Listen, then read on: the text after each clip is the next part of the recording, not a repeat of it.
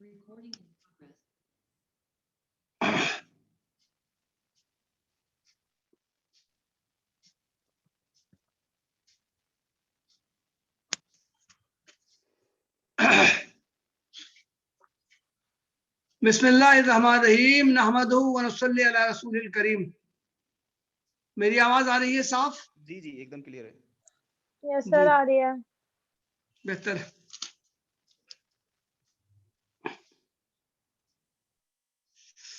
ठीक है।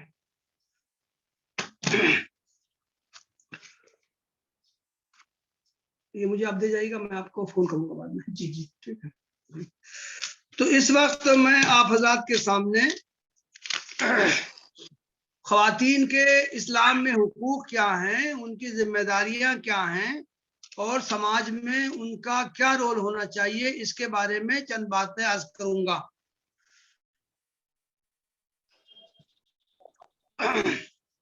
और इंशाल्लाह कल जो ख़वातीन के ताल्लुक से जो फ़िक़्ह जो मौज़ूआत आते हैं, जो फ़िक़्ही मसाइल आते हैं, वो कुछ अहम बातों के बारे में मैं बताऊंगा।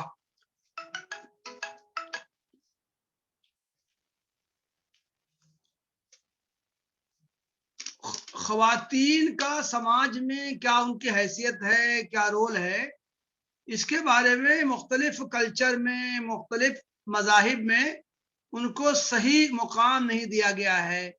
चुनांचे मर्दों के मुकाबले में ख़वातीन को कमतर हैसियत दी गई है। तरह तरह की बातें बयान की गई हैं उनके बारे में। ऐसा लगता है कि ख़वातीन इंसान ही नहीं है। असल मर्द तो मर्दों को इंसान समझा जाता है और ख़वातीन को इंसान से कमतर कोई मखलूक समझी जाती है। और जहां तक कल्चर की बात हम समझें तो कल्चर के एतबार से भी इस्लामी कल्चर में भी ख़वातीन को वो मुकाम नहीं दिया गया है जो असलन इस्लाम में उनको दिया गया है। हालांकि कुरान और हदीस में हम देखें तो औरतों को वही हैसियत दी गई है जो हैसियत मर्दों को हासिल है। औरतों के लिए से उन्हीं आमाल का मुतालबा किया गया है जो मुतालबा मर्दों से किया गया है। आमाल पर उसी तरह के अजर का वादा किया गया है जिस तरह के अजर का वादा मर्दों से किया गया है। इस्लाम में जो हैसियत मर्दों को दी गई है वही हैसियत औरतों को भी दी गई है। इसका अंदाजा एक हदीस से होता है। अल्लाह के रसूल सल्लल्लाहु अलैहि वसल्लम ने फरमाया है, इन्नमन निसाओ शकाइकुर रिजाल। ये शकाइक का जो लफ्ज है वो बहुत अहम है। देखिए, आप किसी अब लकड़ी को लें, उसको आप काट दें, ऊपर नीचे से काटें, तो जाहिर है कि उसमें फर्क हो सकता है। नीचे की लकड़ी हो सकता है कि मोटी हो, ऊपर की लकड़ी पतली हो सकता है कि नीचे की लकड़ी में कोई गांठ हो, ऊपर की लकड़ी सही सालिम हो। लेकिन अगर उस लकड़ी को हम ऊपर से लंबाई में उसको हम चीर दें और उस लकड़ी के दो टुकड़े हो जाएं तो जाहिर है कि वो दोनों में बिल्कुल यकसानियत पाई जाएगी। अगर ऊपर लकड़ी पतली थी, नीचे मोटी थी, जो जब हम उसको ऊपर से जब चीरेंगे, दो टुकड़े करेंगे, तो वो बराबर बराबर उसके हिस्से तकसीम होंगे। तो इसी तरह इस हदीस में अल्लाह के रसूल ने कहा, इन्नमन निसाउ शकाइकुर रिजाल, यानी मर्द औरतें जो हैं वो मर्दों ही से अलग की हुई एक चीज है। जैसे मर्द वैसी औरतें। इस चीज को लफ्ज शकाइक से बयान किया गया है। समाज में मर्दों और औरतों की हैसियत क्या है, इसको हम एक मिसाल से समझ सकते हैं। वो मिसाल ये है, एक कंपनी कायम की जाए, उस कंपनी में कुछ लोगों को प्रोडक्शन का काम सौंपा जाए और कुछ लोगों को मार्केटिंग का काम सौंपा जाए। दोनों,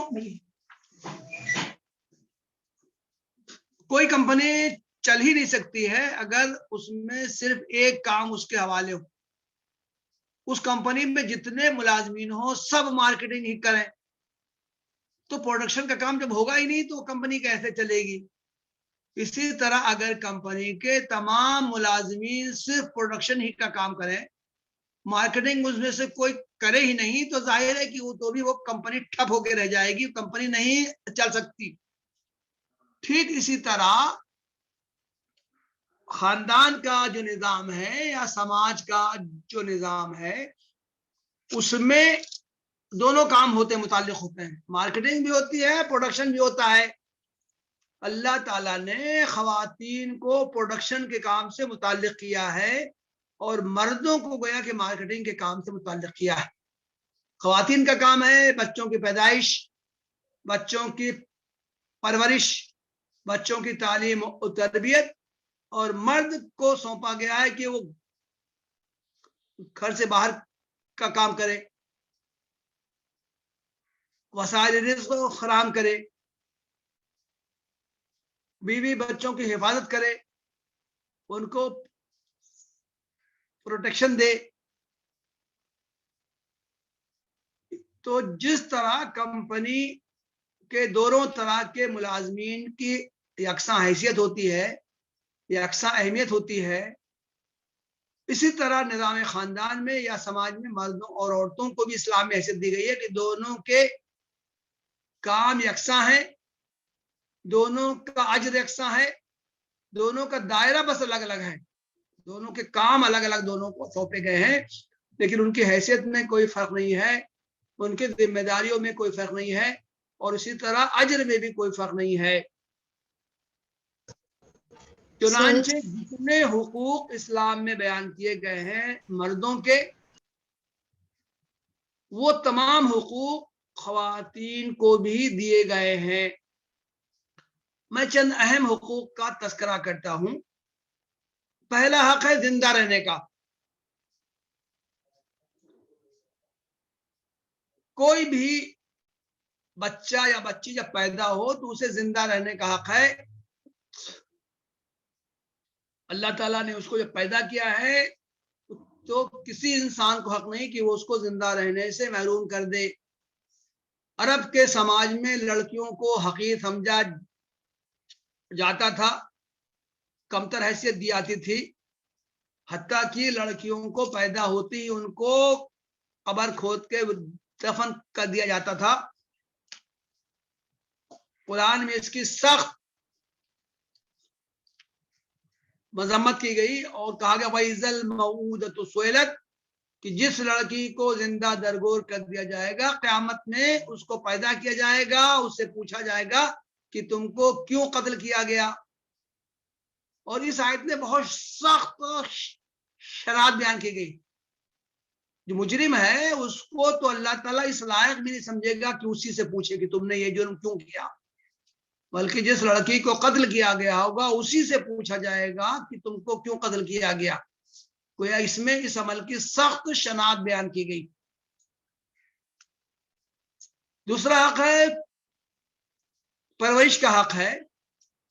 ہر ایک کو پرورش حاصل کرنے کا حق ہے, چاہے وہ لڑکا ہو چاہے وہ لڑکی ہو. چنانچہ متعدد احادیث میں ہے اللہ کے رسول صلی اللہ علیہ وسلم نے یہ فرمایا ہے کہ جس شخص کی 3 لڑکیاں ہوں وہ ان کو پالے پوسے پرورش کرے, تعلیم سے نوازے, ادب سکھائے اور پھر ان کی شادی کر دے, اس کے لیے جنت ہے. ایک حدیث میں ہے کہ آپ نے فرمایا جس کی 2 لڑکیاں ہوں اور وہ ان کو پالے پوسے, ان کو بڑا کرے, ادب سکھائے, تعلیم سکھائے, اس کے لیے جنت ہے. حدیث میں ہے راوی کہتے ہیں کہ اللہ کے رسول صلی اللہ علیہ وسلم تو اس انداز سے بیان کر رہے تھے کہ اگر کوئی پوچھتا کہ جس کی 1 لڑکی ہو تو اللہ کے رسول تب بھی یہی فرماتے کہ ہاں جس کی 1 لڑکی ہو وہ اس کو پالے پوسے پرورش کرے تو اس کے لیے جنت ہے. ایک حق ہے تعلیم حاصل کرنے کا حق. خواتین کو اسلام نے وہ حق دیا ہے کہ وہ ہر طرح کی تعلیم حاصل کر سکتی ہیں, صرف ابتدائی تعلیم ہی نہیں صرف دین کی بنیادی تعلیمات ہی ان کو جاننے کا حق نہیں ہے، صرف اسلام کی بنیادی تعلیم ہی ان کو حاصل کرنے کا حق نہیں ہے، بلکہ وہ ہر طرح کی ہر طرح کے علوم حاصل کر سکتے ہیں۔ خواتین وہ جدید علوم بھی حاصل کر سکتی ہیں، دینی علوم بھی حاصل کر سکتی ہیں، ان کو اعلیٰ تعلیم حاصل کرنے کا حق ہے۔ اب یہ سماج کی ذمہ داری ہے کہ خواتین کے لیے الگ سے تعلیمی ادارے قائم کرے، حکومت کی ذمہ داری ہے کہ وہ خواتین کے لیے الگ سے تعلیمی ادارے قائم کرے تاکہ وہ آزاد ہو کر اطمینان سے پردہ کے اور اختلاط کے قوانین پر عمل کرتے ہوئے تعلیم حاصل کر سکیں۔ لیکن جب تک خواتین کے لیے الگ سے تعلیم حاصل کرنے کے مواقع نہ ہو، اس وقت ان کو مخلوط تعلیمی اداروں میں بھی جانے کی گنجائش ہے، وہ وہاں جا کر تمام احتیاط کو ملحوظ رکھتے ہوئے بھی اعلیٰ تعلیم حاصل کر سکتی ہے، محض اس لیے کہ ان کے لیے الگ سے ادارے نہیں ہیں، اس لیے ان کو تعلیم سے محروم نہیں کیا جا سکتا۔ لڑکی کی عمر جو بڑی ہو جائے تو اس کو نکاح کا حق، اگرچہ حدیث میں آتا ہے کہ نکاح لڑکی کا اس کے والدین یا اس کے سرپرستوں کو ولی کی اجازت سے ہو سکتا ہے، بعض حدیث میں یہ کہا گیا ہے کہ ولی کی اجازت کے بغیر لڑکی نکاح نہیں کر سکتی، لیکن اس تعلق سے بھی شریعت کی بنیادی تعلیم یہ ہے کہ لڑکی کی اجازت ضروری ہے، والدین یا اولیاء جبر کر کے کسی لڑکی کا نکاح نہیں کر سکتے۔ ایک حدیث میں ہے کہ ایک لڑکی اللہ کے رسول صلی اللہ علیہ وسلم کی خدمت میں آئی، اس نے کہا کہ اللہ کے رسول صلی اللہ علیہ وسلم، میرے باپ نے میرا نکاح اپنے بھتیجے سے طے کر دیا ہے اور مجھے یہ نکاح پسند نہیں ہے۔ حدیث میں ہے کہ اللہ کے رسول صلی اللہ علیہ وسلم نے فرمایا، اگر تمہاری مرضی نہیں ہے تو تمہارا نکاح نہیں ہو سکتا۔ وہ لڑکی بول پڑی کہ اللہ کے رسول صلی اللہ علیہ وسلم، ٹھیک ہے، جب میرے باپ نے نکاح طے کر دیا ہے تو مجھے نکاح منظور ہے، اصلاً تو میں یہ دیکھنا چاہتی تھی کہ اسلام نے لڑکی کی مرضی کا کہاں تک اختیار دیا ہے، تو میں اب اس نکاح کو منظور کرتی ہوں۔ تو اس حدیث سے صاف معلوم ہوتا ہے کہ لڑکی پر جبر کرنے کا والدین کو یا اولیاء کو حق نہیں ہے، ان کو یہ تو اختیار ہے کہ وہ اس کا نکاح کہیں نہ کہیں کریں، اس کے لیے اچھا کوئی رشتہ تلاش کریں، لیکن جب ان کی نظر میں کوئی رشتہ مل جائے تو وہ لازماً لڑکی سے ان کو اس کی اجازت لینی چاہیے۔ نکاح کے بعد اسلام نے خواتین کو اور بھی متعدد حقوق دیے ہیں، ان کو مہر کا حق دیا ہے، قرآن میں وَآتُوا النِّسَاءَ صَدُقَاتِهِنَّ نِحْلَةً، مردوں کو حکم دیا گیا ہے کہ وہ خواتین کو ان کے مہر خوش دلی سے فرض جانتے ہوئے ادا کریں۔ نکاح کے بعد خاتون کا حق ہے کہ اس کا نان و نفقہ اس کا شوہر دے۔ نکاح کے نتیجے میں لڑکی پر یا اس کے گھر والوں پر کوئی ذمہ داری عائد نہیں ہوتی، نکاح کے تمام تر مصارف شوہر کے ذمہ ہوتے ہیں، وہ مہر دے، وہ اس کو نان و نفقہ دے، وہ اس کے لیے رہائش کا انتظام کرے، وہ اس کی دوسری ضروریات پوری کرے، وہ بیمار ہو تو اس کا علاج و معالجہ کرے، ہر طرح کے حقوق خواتین کو دیے گئے ہیں۔ خواتین کو ملازمت کرنے کا بھی حق حاصل ہے، کوئی خاتون تعلیم یافتہ ہے وہ ملازمت کر سکتی ہے، لیکن اس کے لیے شوہر کی منظوری ضروری ہے، شوہر کی اجازت کے بغیر، یا اگر شوہر اس کو روک رہا ہے کہ تم ملازمت مت کرو تو شوہر کو ناراض کر کے اسے ملازمت کرنے کا حق حاصل نہیں ہے، لیکن اگر شوہر اجازت دے دیتا ہے تو خاتون ملازمت کر سکتی ہے، اور پھر وہ ملازمت کے نتیجے میں جو کچھ وہ کمائے گی وہ عورت کی ملکیت ہوگی، شوہر کو یا اس کے گھر والوں کو اس پر قبضہ کرنے کا حق نہیں ہوگا۔ اسلام نے عورت کو ملکیت کا حق دیا ہے، قرآن کریم میں صاف الفاظ میں ہے للرجال نصیب مما اکتسبوا وللنساء نصیب مما اکتسبنا، مرد جو کچھ کمائیں وہ ان کا حق ہے، وہ ان کے لیے ہے، اور عورتیں جو کچھ کمائیں وہ ان کے لیے ہیں۔ کوئی بھی چیز آدمی کی ملکیت میں اس وقت بنتی ہے جب وہ اس کو کمائے، یا اس کو کوئی ہبہ کر دے، یا اس کو اپنے والدین سے یا دوسرے رشتہ داروں سے وراثت میں وہ چیز ملی ہو۔ ہر صورت میں اسلام نے عورت کو ملکیت کا حق دیا ہے۔ لڑکی کو اس کے ماں باپ یا رشتہ داروں کی طرف سے جو کچھ تحفے تحائف ملے، زیورات ملے، اس پر لڑکی کا حق ہے، سسرال والوں کو اس پر قبضہ کرنے کا حق نہیں ہے۔ اسی طرح لڑکی کو جو ماں باپ کی طرف سے وراثت میں بھی حق ملتا ہے۔ عام طور سے ہمارے سماج میں لڑکیوں کو، عورتوں کو، بہنوں کو وراثت میں حصہ نہیں دیا جاتا ہے۔ عام طور سے کہا جاتا ہے کہ ان کو تو ہم نے جہیز میں بہت کچھ دے دیا ہے، شادی کے وقت ان پر بہت خرچ کر دیا ہے، اس لیے اب ان کا وراثت میں کوئی حصہ نہیں ہے۔ بالکل یہ غلط بات ہے۔ اسلام میں جہیز کا حکم نہیں دیا گیا ہے، ہم اس پر عمل کرتے ہیں۔ اسلام نے وراثت کا حق دیا ہے عورتوں کو، ہم وراثت نہیں دیتے ہیں، تو ہم دوہرے گناہ کا ارتکاب کرتے ہیں۔ اسلام نے عورتوں کو ملکیت کا حق دیا ہے۔ حدیث میں صاف الفاظ میں اس کے بارے میں صراحت آئی ہے، قرآن کریم میں بھی اس کا حکم دیا گیا ہے، اور یہ اسلام کا بہت بڑا امتیاز ہے۔ مغرب میں 20ویں صدی کے شروع میں جا کے عورتوں کو ملکیت کا حق ملا ہے، ورنہ جو کچھ وہ کماتی تھی اس پر شادی سے پہلے ان کے باپوں کا قبضہ ہوتا تھا، شادی کے بعد ان کے شوہروں کا قبضہ ہوتا تھا، عورت کو ملکیت کا حق حاصل ہی نہیں تھا۔ اسلام نے آج سے 1400 سال پہلے عورت کو ملکیت کا حق عطا کیا ہے۔ عزت و آبرو کی حفاظت کا حق کسی شخص کے لیے جائز نہیں ہے، حرام ہے کہ وہ کسی عورت پر کوئی بیجا نازیبا الزام لگائے۔ آپ اندازہ کریں، جو حدود قرآن کریم میں بیان کیے گئے ہیں اس میں سے ایک حد ہے قذف۔ قذف کا مطلب ہے الزام لگانا۔ یہ الزام عام طور سے بدکاری کا الزام ہے، کسی عورت کے بارے میں یہ کہہ دیا جائے کہ اس نے بدکاری کی ہے۔ تو عورت کی عزت کو اسلام نے بہت زیادہ اہمیت دی ہے، اور کسی کو بھی حق نہیں دیا ہے کہ وہ عورت کی عزت سے کھلواڑ کرے۔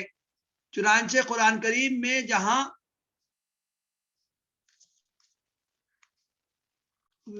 یہ زنا کی سزا بیان کی گئی ہے، کوئی مرد یا کوئی عورت اپنی مرضی سے زنا کرے تو ان کے لیے سخت وعید سنائی گئی ہے، سخت سزا بیان کی گئی ہے، اسی طرح کی سزا قذف کی بھی بیان کی گئی۔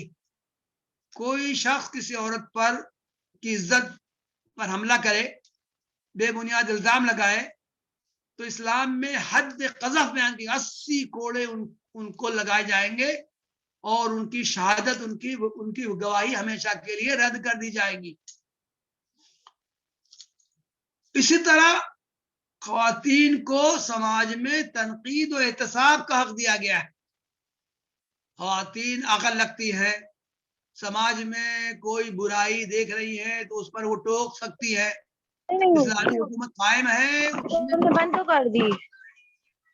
اسلامی حکومت قائم ہے تو اس میں حکومت کے کاموں کا جائزہ لینے کا، احتساب کرنے کا، تنقید کرنے کا عورتوں کو بھی حق دیا گیا ہے۔ اللہ کے رسول صلی اللہ علیہ وسلم کے زمانے میں خاتون تھی حضرت شفا بنت عبداللہ۔ اللہ کے رسول صلی اللہ علیہ وسلم نے ان کو مارکیٹ کا انسپیکٹر بنایا تھا۔ ان کو یہ ذمہ داری دی تھی کہ وہ بازاروں میں جائیں، وہاں دکانداروں کا جائزہ لیں، ان کے مال کا معائنہ کریں، اور اگر کوئی خامی پائیں تو ان کو تنبیہ کریں۔ یہ تنقید و حساب کا دائرہ بہت وسیع ہے۔ کوئی غلط کام سماج میں ہوتا ہوا عورت بھی دیکھے تو اس کو حق ہے کہ اس پر ٹوک دے۔ مشہور واقعہ ہے، حضرت عمر فاروق رضی اللہ عنہ کے زمانے میں لوگوں نے جب مہر بہت زیادہ باندھنا شروع کر دیا تھا، تو ایک مرتبہ حضرت عمر فاروق نے نے خطبہ دیا تو فرمایا کہ لوگوں، تم لوگوں نے مہر بہت زیادہ باندھنا شروع کر دیا ہے، حالانکہ اللہ کے رسول صلی اللہ علیہ وسلم کی تعلیم یہ تھی کہ مہر کم باندھا جائے، اتنا باندھا جائے کہ اس کو آسانی سے ادا کیا جا سکے۔ اب اگر تم میں سے کوئی زیادہ مہر باندھے گا تو میں اس کا مال چھین کے بیت المال میں جمع کر دوں گا۔ تو روایت میں ہے کہ جو نمازی تھے اس وقت مسجد میں، عورتوں کی صف سے ایک عورت اٹھی، اس نے یہ کہا کہ اے عمر، جتنا مہر باندھے تو آپ کو اس کو محدود کرنے کا کیا حق پہنچتا ہے؟ اللہ تعالیٰ نے تو قرآن میں یہ فرمایا ہے وَآتَيْتُمْ إِحْدَاهُنَّ قِنْطَارًا، اور تم نے عورتوں کو مہر میں ڈھیر سا مال دے دیا ہو تو بھی تم ان سے واپس مت لو۔ تو قرآن تو یہ کہتا ہے کہ تم مہر میں ڈھیر سا مال دیا جا سکتا ہے، تو آپ اس پر پابندی عائد کرنے والے کون ہوتے ہیں؟ تو روایت میں ہے کہ حضرت عمر فاروق نے جب یہ سنا تو انہوں نے فرمایا کہ ہاں میں اپنی بات کو واپس لیتا ہوں، عورت کی بات صحیح ہے اور مرد نے غلطی کی، چنانچہ حضرت عمر نے اپنی بات کو واپس لے لیا۔ یہ میں نے چند حقوق بیان کیے ہیں جو اسلامی شریعت میں خاص طور سے عورتوں کو دیے گئے ہیں۔ یہ تمام حقوق جس طرح سماج میں مردوں کو حاصل ہیں اسی طرح سماج میں عورتوں کو بھی حاصل ہیں۔ کہ عمل کے معاملے میں مردوں اور عورتوں میں کوئی فرق نہیں کیا گیا ہے، ہر ایک کو عمل کی آزادی دی گئی ہے اور ہر ایک سے اس پر اچھے بدلے کا وعدہ کیا گیا ہے۔ قرآن کریم میں متعدد آیتیں ہیں، ایک آیت میں صرف پیش کرتا ہوں، اس میں یہ کہا گیا ہے فَاسْتَجَابَ لَهُمْ رَبُّهُمْ أَنِّي لَا أُضِيعُ عَمَلَ عَامِلٍ مِّنكُم مِّن ذَكَرٍ أَوْ أُنثَىٰ، اللہ تعالیٰ نے ان کی دعائیں قبول کر کے یہ فرمایا کہ تم میں سے جو شخص بھی کوئی عمل کرے گا چاہے وہ مرد ہو یا عورت ہو تو میں اس کو اس کا بھرپور بدلہ عطا کروں گا۔ تو قرآن میں جتنے احکام آئے ہیں سب کو مردوں کے صیغے میں بیان کیا گیا ہے، لیکن ان کی مخاطب عورتیں بھی ہیں، لیکن خاص طور سے جہاں پر عمل کا تذکرہ کیا گیا ہے وہاں پر مردوں کے ساتھ ساتھ عورتوں کو الگ سے بیان کیا گیا ہے۔ چانچہ اس آیت میں بھی کہا گیا من ذکرن او انسا، کہ کوئی شخص عمل کرے چاہے وہ مرد ہو یا عورت ہو تو اس کو اس کا بھرپور بدلہ دیا جائے گا۔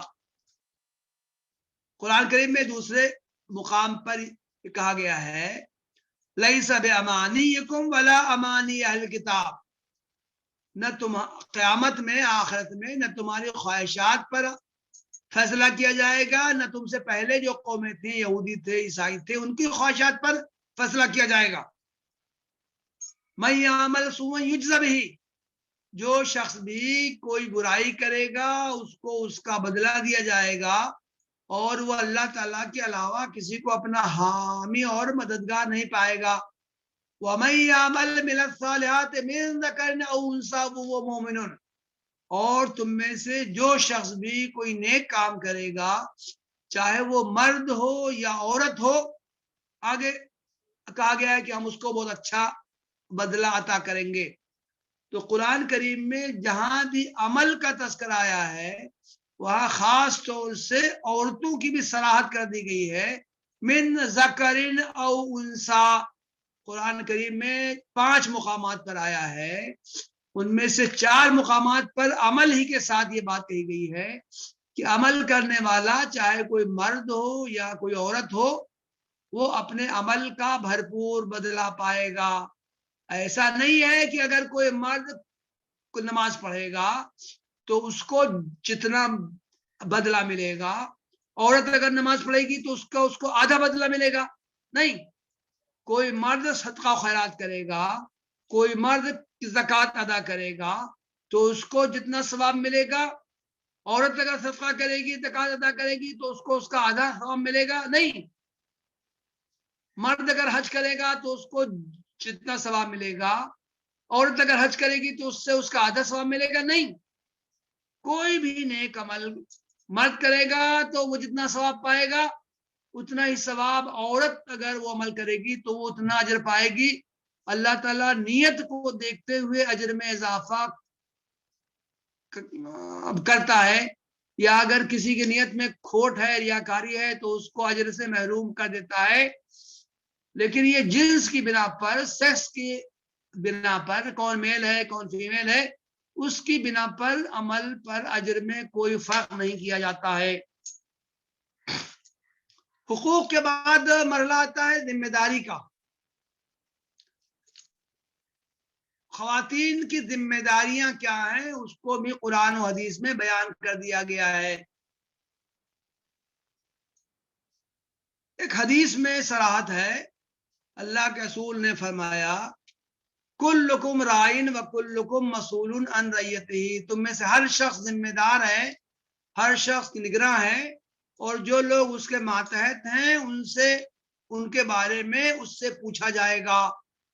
تو اس حدیث میں اللہ کے رسول صلی اللہ علیہ وسلم نے مرد کا بھی تذکرہ کیا اور عورت کا بھی تذکرہ کیا۔ آپ نے فرمایا الرجل رائن علی اہل بیتہ وہو مسئول عنہم، مرد اپنے گھر والوں کا نگراں ہے اور اس سے ان کے بارے میں سوال کیا جائے گا، بات پوچھ کی جائے گی۔ اسی حدیث میں عورت کا بھی تذکرہ کیا گیا، المرأۃ رائیۃ علی بیت زوجہا وولدہ وہی مسئولۃ عنہم، اور عورت نگراں ہے شوہر کے گھر کی اور اس کے بچوں کی، اور اس سے ان کے بارے میں سوال کیا جائے گا۔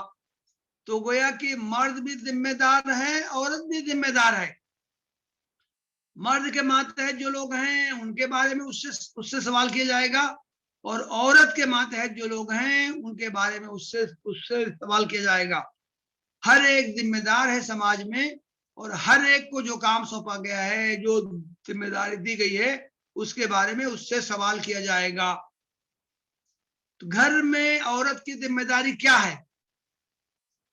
قرآن کریم میں کہا گیا ہے فالصالحات قانتات حافظات للغیب بما حفظ اللہ، جو نیک عورتیں ہیں وہ اطاعت کرنے والی ہوتی ہے، اللہ تعالیٰ کی اطاعت کرنے والی ہوتی ہے اور شوہروں کی اطاعت کرنے والی ہوتی ہے۔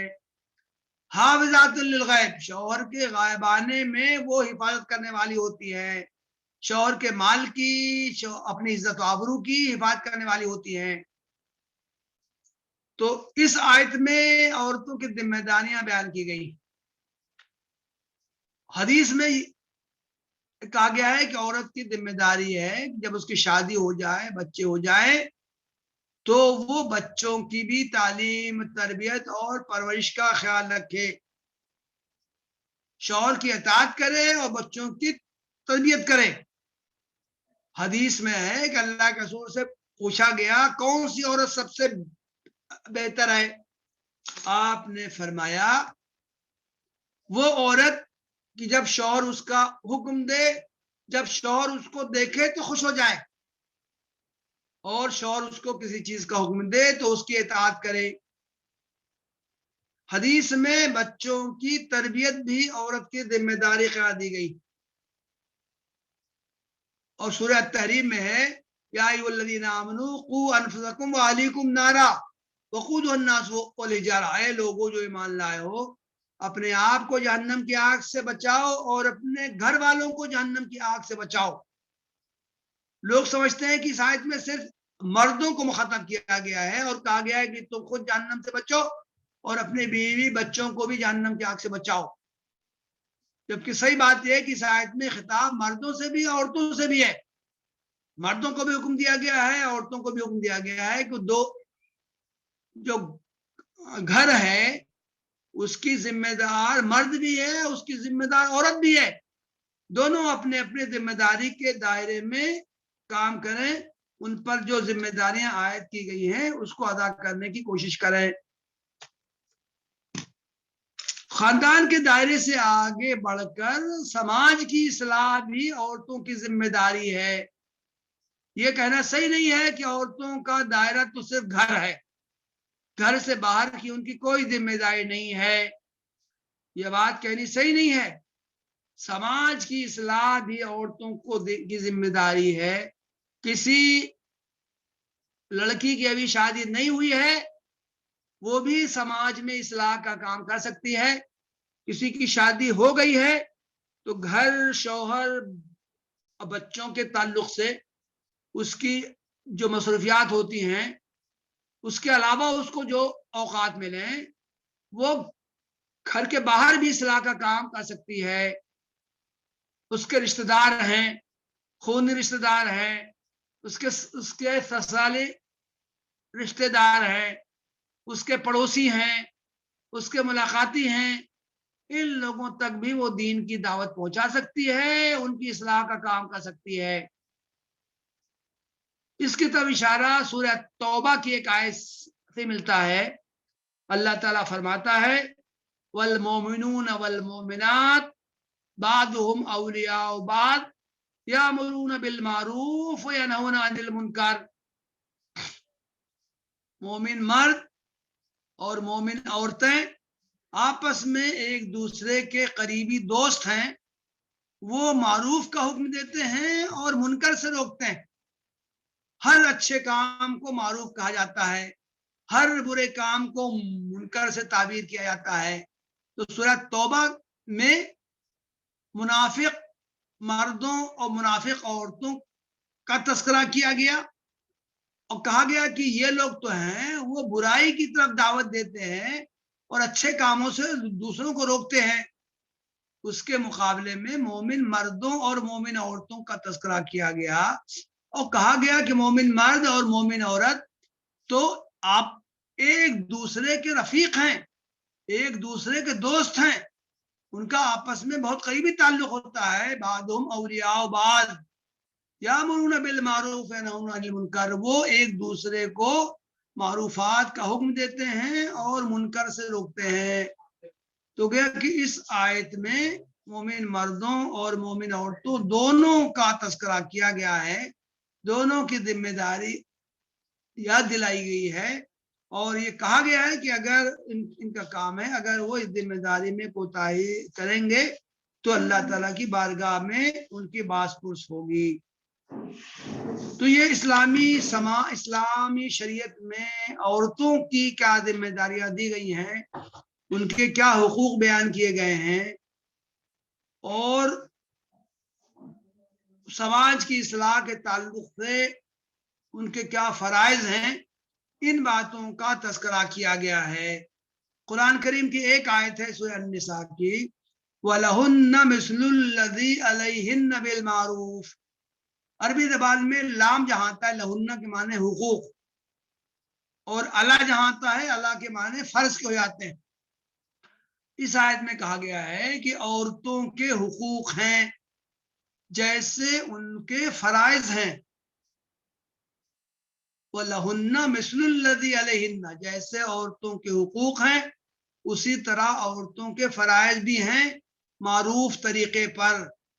تو گیا کہ اس آیت میں حقوق اور فرائض دونوں باتوں کا تذکرہ کیا گیا ہے، اور یہ بات خاص طور سے عورتوں کے حوالے سے کہی گئی ہے کہ سماج میں صرف مردوں ہی کے حقوق نہیں ہیں، صرف مردوں ہی کی ذمہ داریاں نہیں ہیں، بلکہ حقوق اور فرائض دونوں کا تعلق خواتین سے بھی ہے۔ خواتین جس عمر کی بھی ہوں، شادی ان کی نہیں ہوئی ہو تو، شادی ہو گئی ہو تو، اولاد ابھی نہیں ہوئی ہو تو، اولاد ہو گئی ہو تو، ہر عمر کے ہر مرحلے میں ہر شخص کے حقوق اسلام میں بیان کر دیے گئے ہیں، ہر ایک کی ذمہ داریاں بیان کر دی گئی ہیں۔ تو آج کے اس لیکچر میں اتنا ہی۔ انشاءاللہ کل کے لیکچر میں جو خواتین سے متعلق جو کچھ اہم فقہی جو مسائل ہیں وہ انشاءاللہ بیان کیے جائیں گے۔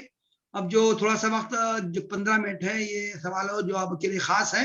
میری اس گفتگو پر یا اس سے ہٹ کے آپ کو اور کوئی کسی طرح کا کوئی سوال کرنا ہو تو سوال کر سکتے ہیں، انشاءاللہ اس کے کچھ باتیں جواب سے بھی واضح ہوں گی۔ السلام علیکم ورحمۃ اللہ وبرکاتہ۔ جی جزاکم اللہ خیر مصعب. اب سوالوں کا ٹائم ہے. آپ میں سے ایک ایک جو بیچ میں بھی سوال کر رہے تھے ایک ایک کر کے سوال کر سکتے ہیں.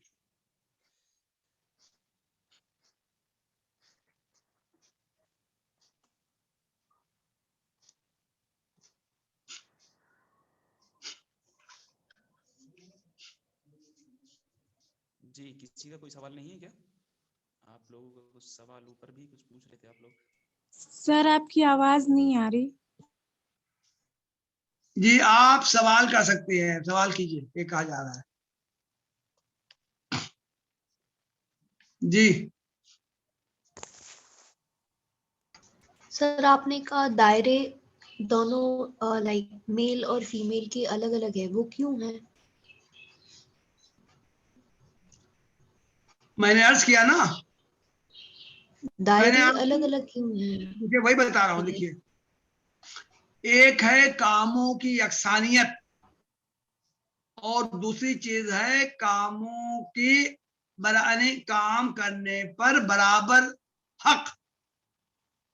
تو اسلام نے مردوں اور عورتوں کے درمیان مساوات رکھی ہے, ہر معاملے میں ان کو برابری کا حق دیا ہے, لیکن دونوں کے کام ایک طرح کے نہیں رکھے ہیں.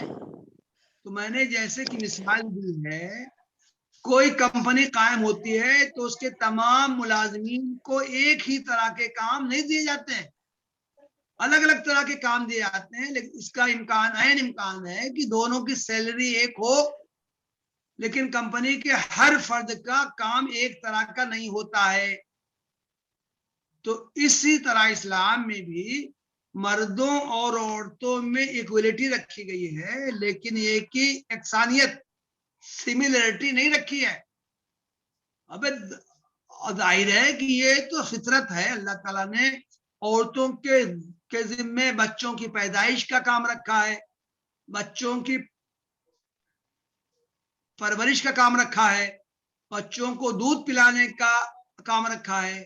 یہ کام عورتوں کے ساتھ خاص ہے, اور مردوں کو ذمہ داری ہے کہ وہ عورتوں کا وہ خرچ برداشت کریں, عورتوں کا خیال رکھیں, ان کی تمام ضرورتیں پوری کریں, ان کو ذرا بھی پریشانی نہ ہونے دیں. تو یہ دونوں کے کام الگ الگ بانٹ دیے گئے ہیں, لیکن ان کاموں پر اجر دونوں کا برابر رکھا گیا ہے. اگر جو کام ہر ایک کو دیا گیا ہے اس کام میں کوئی کوتاہی نہیں کرے گا تو اس کو برابر اجر ملے گا. اس لیے کہ وہ عورت ہے اس کو اجر کم ملے گا, اس کا تصور اسلام میں نہیں ہے. جی جی نیکسٹ سوال.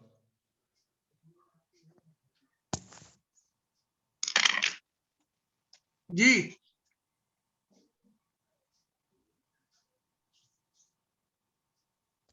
وقت بہت کم ہے, استاد نے بڑی اپنے. لیکن انصر صاحب شاید آپ کے موبائل میں کوئی خرابی ہے, آپ کی آواز بہت ہلکی ہم کو بھی آ رہی ہے, اور سننے والوں کو بھی آپ کی آواز بہت ہلکی لگ رہی ہے.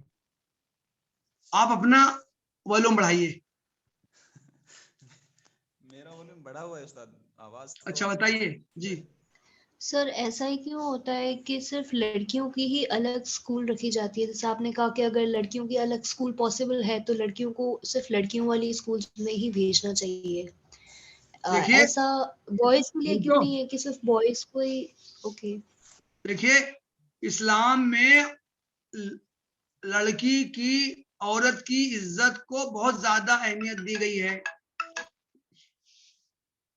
اسلام میں لڑکی کی عزت کو بہت زیادہ اہمیت دی گئی ہے, اور اس کی عزت بچانے ہی کے لیے دو احکام اسلام میں دیے گئے ہیں خاص طور سے. ایک حکم تو ہے خلوت, یعنی کسی اجنبی مرد اور عورت کو ایک جگہ نہیں رہنا چاہیے اکیلے میں. حدیث میں کہا گیا ہے کہ اگر کوئی اجنبی مرد عورت یا لڑکی ایک جگہ رہیں گے تو لازماً ان کے درمیان شیطان ہوگا. اور دوسرا حکم دیا گیا ہے کہ اختلاط, یعنی مل جل کر رہنا.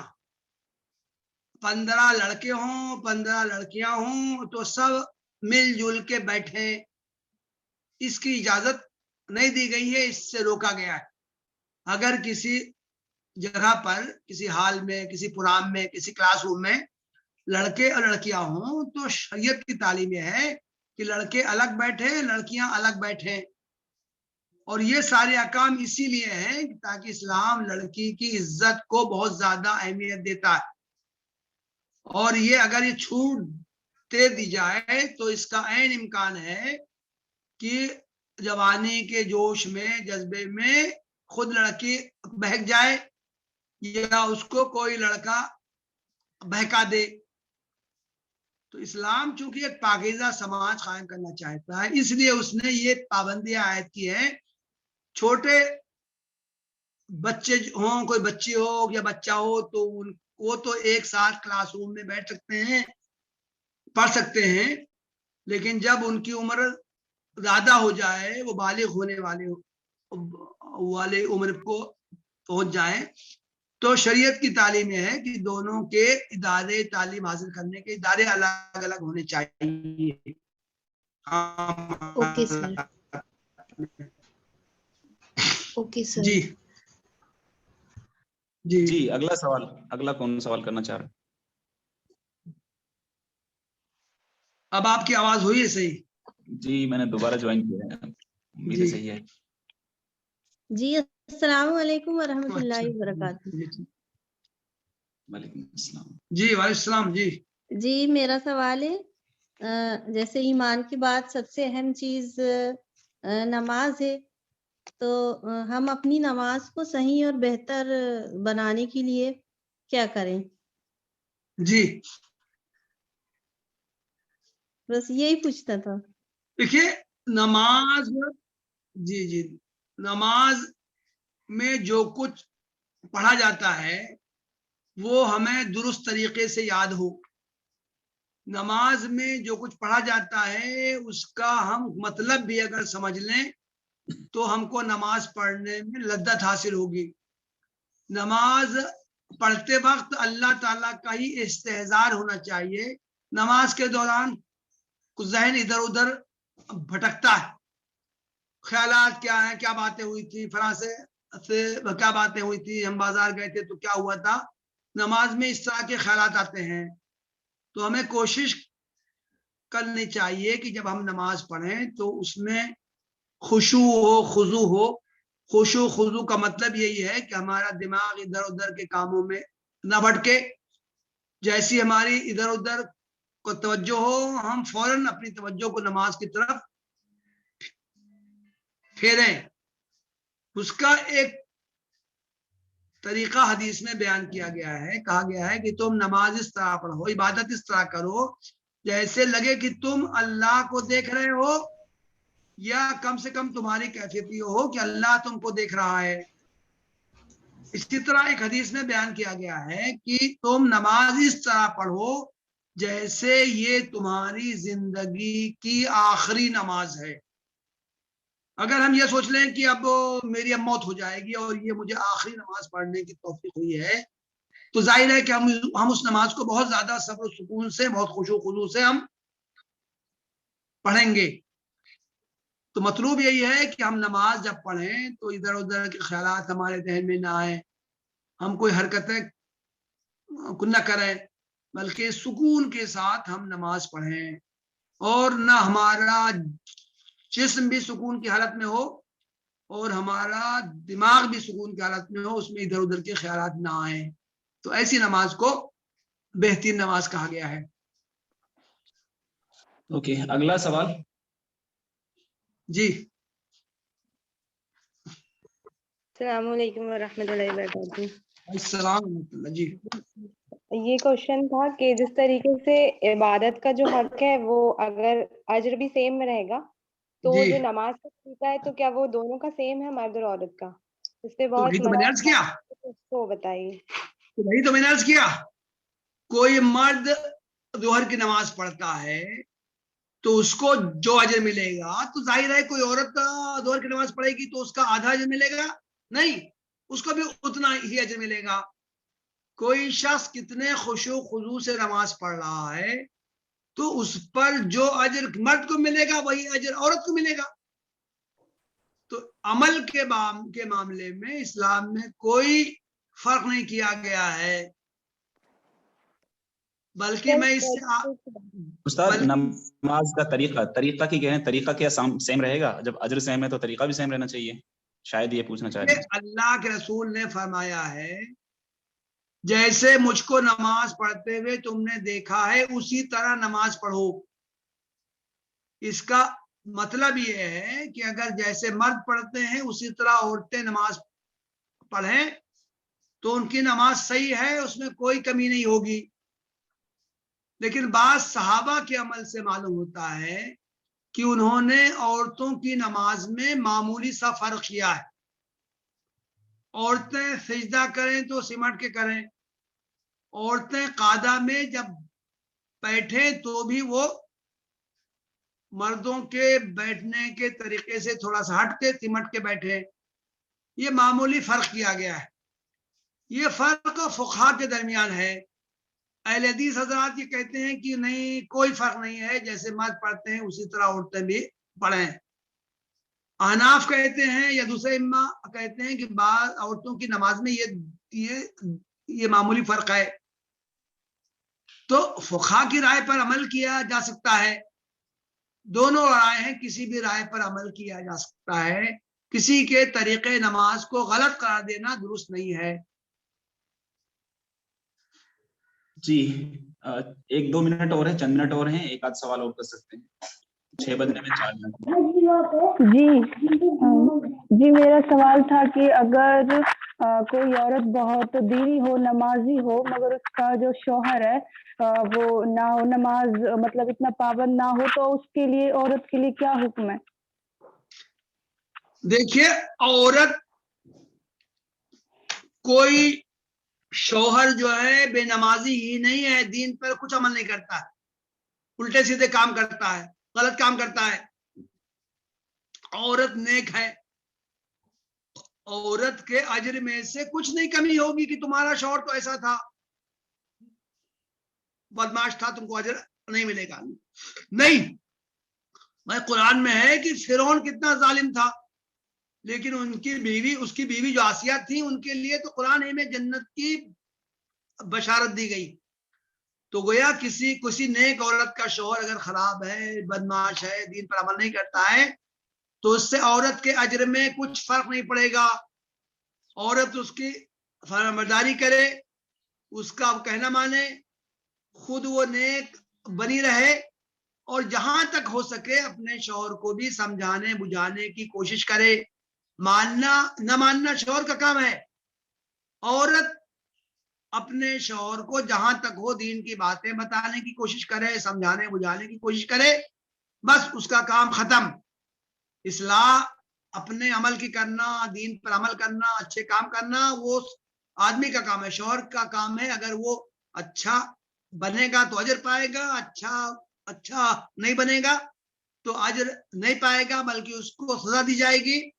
لیکن عورت کے اجر میں ذرا بھی کمی نہیں آئے گی. عورت اللہ تعالیٰ کی بارگاہ میں مقبول ہوگی، اس کے تمام اعمال مقبول ہوں گے، چاہے اس کا شوہر کتنا ہی خراب کیوں نہ ہو. جی شکریہ. جی السلام علیکم. سر میرا سوال یہ ہے کہ کوئی عورت اگر ملازمت نہیں کرنا چاہتی تو کیا اس کا شوہر اس کو زبردستی اس کے لیے حکم دے سکتا ہے؟ دیکھیے، میں آپ سے عرض کروں معذرت کے ساتھ، مسلم سماج میں بھی عورتوں کو ان کا صحیح مقام نہیں دیا گیا ہے. اسلام نے عورتوں کو جتنے حقوق دیے ہیں اتنے حقوق مسلمانوں نے بھی اپنے عورتوں کو نہیں دیے ہیں. عورت آزاد ہے، عورت کے دن میں کمانا ہے ہی نہیں.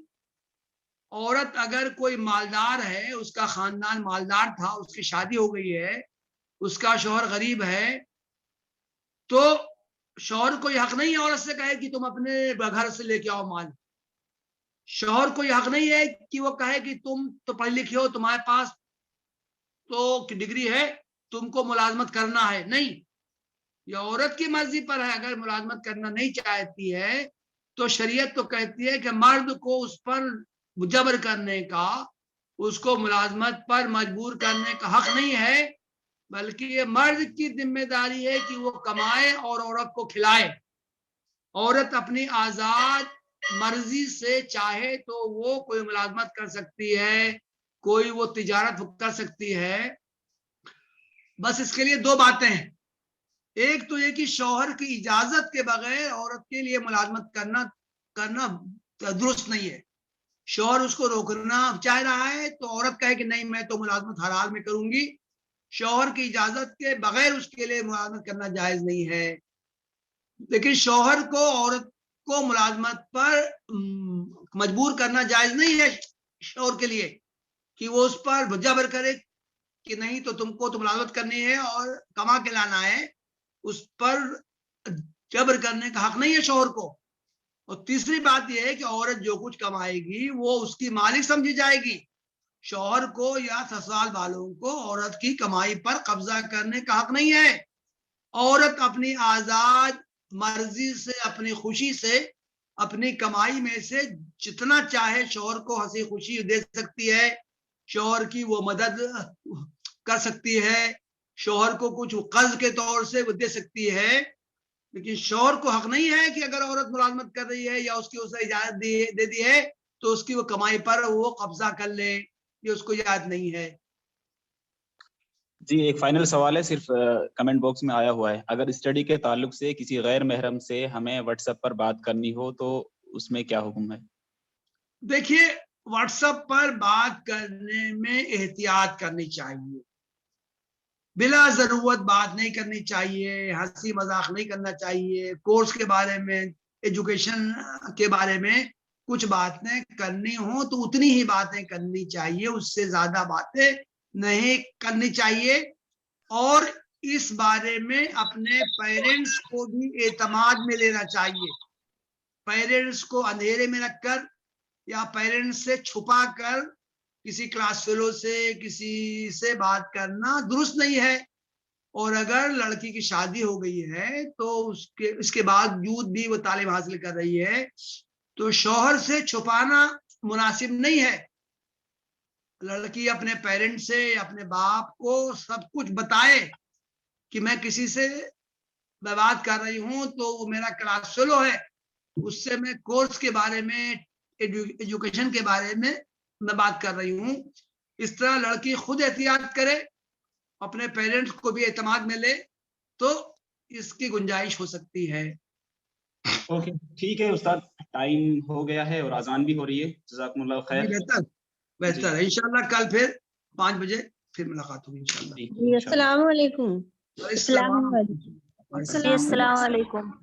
وعلیکم السلام ورحمۃ اللہ وبرکاتہ. السلام علیکم. وعلیکم السلام ورحمۃ اللہ وبرکاتہ.